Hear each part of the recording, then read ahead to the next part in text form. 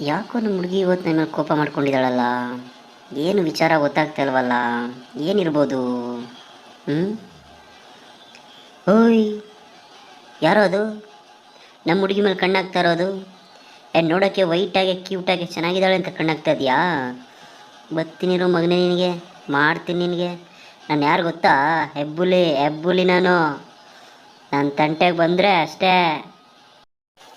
ಹೌದು, ನಿನ್ನ ಮೇಲೆ ನನಗೆ ತುಂಬಾ ಕೋಪ ಇದೆ. ನನ್ನ ಜೊತೆ ಮಾತಾಡ್ಬೇಡ ನೀನು, ಹೋಗು. ನಿನ್ನ ಜೊತೆ ನಾನು ಮಾತಾಡಲ್ಲ.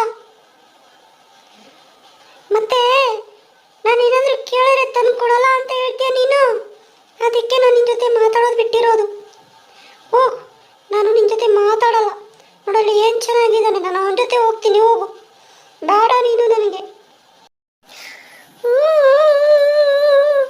ನಮ್ಮ ಅಪ್ಪನ ಮನೆಗೆ ಹೋಗ್ತೀನಿ ನಾನು.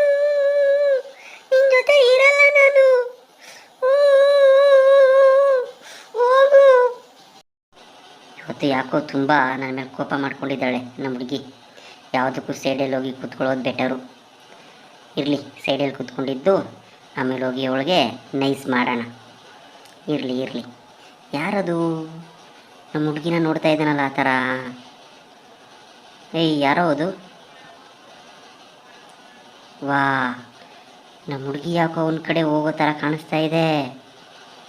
ಏಯ್ ಝಾನ್ಸಿ, ಝಾನ್ಸಿ, ಏನು ಹೆಂಗೆ ನೋಡ್ತಾ ಇದೆಯಾ ಅವನ್ನ? ಅಷ್ಟು ಬೇಗ ನಾನು ಬೇಡವಾ ನಿನಗೆ? ನಿಂತ್ಕೊಳ್ಳೆ, ಲೇ ನಿಂತ್ಕೊಳ್ಳೆ. ನಾನು ಬಿಟ್ಟೋ ಬೇಡವೆ? ನಿಂತ್ಕೊಳ್ಳೆ ಝಾನ್ಸಿ, ನಾನು ಬರ್ತೀನಿ ಪ್ಲೀಸ್ ಕಣೆ.